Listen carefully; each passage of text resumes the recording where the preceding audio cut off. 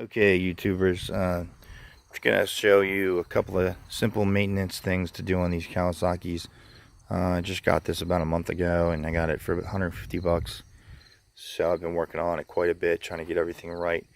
But anyway, so if you take a look at the steering on this, it might be hard to see, but there's a lot of play there. You can hear it wobbling back and forth. I've already removed the pad.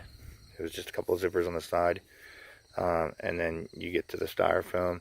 There's two bolts on the side here and one on the other side there. You remove those and the styrofoam will come off.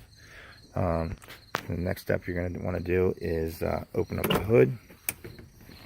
You're going to remove this bolt. Again, same thing on this side. You're going to come around to the glove box, open this up. Underneath everything here, two more bolts. Okay, I'm going to remove those. Go ahead and take out the 3 screws that are on the on-off switch trim mechanism, and then the 2 screws that are on the throttle. Once you've gotten those off, you're going to have to take out the bolts here and here. The only way to get to those is actually to pull this large fairing up first and get underneath of it, because there's bolts on the back side of those. So I'm going to pick up on that in just a moment and take care of these bolts real quick. Okay, so here we are. I got the handlebars off.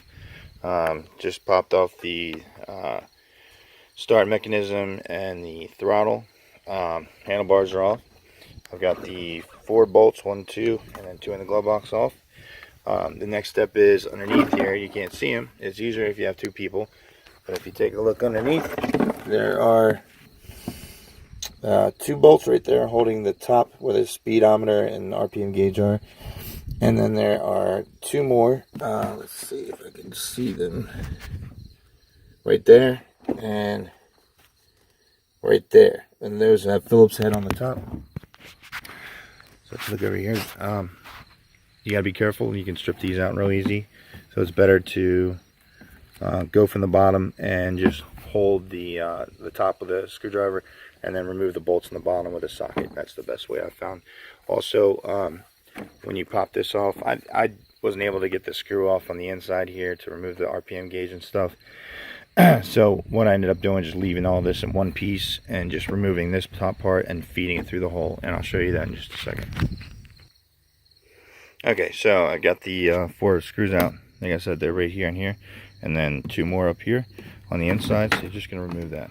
Okay, here's the other screw I was talking about right there. Now mine is completely seized on there, and I'm afraid I'll strip it out if I try to get it off. So it's not completely necessary that I take this off right now. What I'm going to end up doing is pushing it through. You just have to be careful so you don't scratch your bezel up. And once you get that through the bottom of it, then you can remove the top of the fairing. Alright, come back to that in just a moment. Okay, so I got the top of the fairing off. I'm actually going to leave this on there semi-connected because it has a gas wiring running right here. That's for the fuel gauge, and I don't feel like disconnecting it and pulling it back through, so I have plenty of access right here. The next step you're going to do, and you can see it maybe a little better now, the wobble it's got in it. So it's not loose here at the top, it's actually loose down here, right there. Okay, I'm going to jump back to you in just a moment once I get this part off, and I'll show you what to do next. Okay, so I got the 4 bolts out. These are, let's see if we can show you this. Anyway, it looks like my phone's not going to focus, but this is a 12mm socket. This is a 10, so that's all you really need is a 10 and a 12 and a screwdriver, so really simple tools. Anyway, you take this piece off. Now what you're going to do is you're going to take this cotter pin, okay, it's right up here. You're going to bend that straight, okay, then you're going to pull it out the other side. You can see it right there. Once you get that off, you're going to remove this piece, then remove this piece, and then you'll have access to the bottom. Now there's 2 Allen keys in between here, so you're probably going to need a good Allen key set. I'll let you know what the size is when I get that tool out, and we'll continue in just a moment. Okay, so the cotter pins are removed. You're just going to back this off. It's really not even that tight. If yours is tight, then I think it's a 17 millimeter. And then you're going to have this washer. Don't lose anything. Those things are going to pop off, and there's the Allen keys I was telling you about. Okay, so the key is, this is a very simple mechanism. Remove these two, okay, then you can adjust this part of it and tighten it. So you want to make sure you don't over tighten it, because then your steering, your handlebars will be tight, and the right corner safety spring, the right turn safety spring, won't function correctly, and then if you end up falling off, then it'll keep going straight, or it won't turn right and come back towards you. So we'll film that part in just a moment. Okay, so what I ended up using is a hex set. This is a size 4, H4. Okay, so you just pop on your socket, and it'll turn a little bit, but you just continue turning till the steering stops, and then break it loose. So you can see the thing. There we go. Sorry about the filming. I don't have any way to hold the camera and operate the tools at the same time. So there's one, and they should be about hand tight. Okay, almost there. And they're just short little bolts. They don't really have a whole lot of purpose other than to hold this steering stem in a steady position. Okay, so once you get that off, pull this guy off, and then you can look. Here's the adjuster.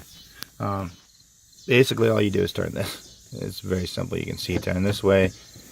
We'll thread it off and tighten it, and you can see it rise and fall. When I lower it, it's going to drop in, and this is how you remove the stem as well. So you just tighten it till it's snug. Okay, feels tight, and make sure the darn thing will still turn. Okay, once you've got it the position you want it, it's going to be all the way in the far right position, so you know the jet pump in the back is going to be turning in that direction.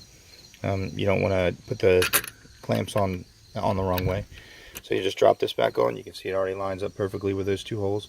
You're going to put the Allen key or the hex key bolts back in, and just go in reverse order, put everything back together. Another tip, as you can see, there's washers that go on the bottom side of that plastic fairing.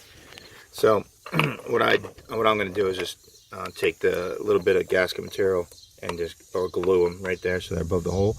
You can see someone already did that once, and there's another one there. That one's loose, and you can look around the rest of the ski and make sure that those washers are still there, because if they're not, then it'll cause some damage and friction on the fiberglass, and just could make a little groove in your glass.